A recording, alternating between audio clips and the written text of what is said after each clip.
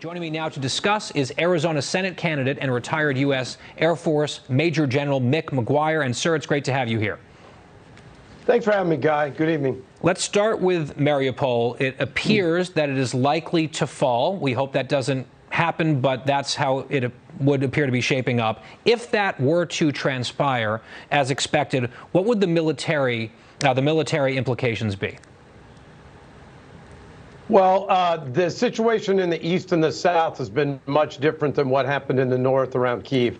I said the very first night, Guy, that you could occupy a city, you could surround it, you could siege it, which is what has happened in Mariupol. But you can't necessarily win the hearts and minds of the people by doing that.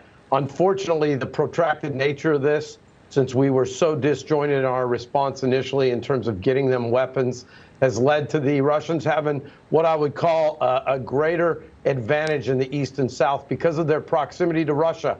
They share a border. Their sustainment and logistics problems are not near as complicated as they were in Kyiv. So I see this is going to be drug out for a bit longer, unfortunately. Okay, so when we think about this new offensive on this front in the east, how is that shaping up? This is seemingly coming to a head now, soon. Does Ukraine have a chance to, again, sort of win? They won around Kyiv. Can they win here? What would that take? Well, again, define a win. I think the biggest thing we have to do right now is have some diplomacy to try to force Putin to the table. You in your intro there showed them testing new intercontinental ballistic missiles that are nuclear capable. I think that is a lot of saber rattling. Putin is losing badly conventionally. I have been saying since the beginning, though, we have to be the leader here. The Biden administration is not led, Guy, and the problem is clear. You can't have the Russians negotiating with Iran this deal that the Biden administration wants at the same time. It's insane. We want our leaders to force them to the table. Yeah, no, I mean, that is wild to me. Whenever I think about that we're still relying on Putin's diplomats to do our bidding, supposedly, with Iran, who wants to wipe Israel off the face of the map and calls us, what, Great Satan, death to America? That's like a side story to all of this that drives me crazy and, of course, has huge national security implications for us.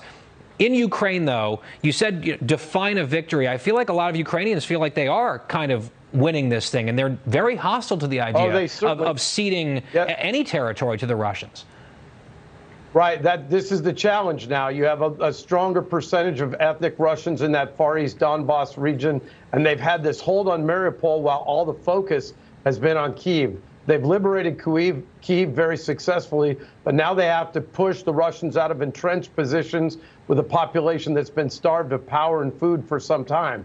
I'm not saying it's not possible. I'm just saying it's going to take a lot longer. It's going to take a lot more equipment. It's going to take a lot more. The best case for the Ukrainians right now is to get a ceasefire. That's only going to come to the table with leadership.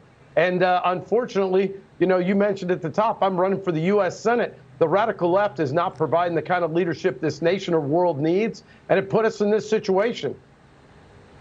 Major General Mick McGuire here on the program. Thank you very much for your insights. It's interesting and definitely scary times. Thank you, sir. Well, thanks, Guy. We pray for peace for all of them. We pray for peace for everybody there. Indeed.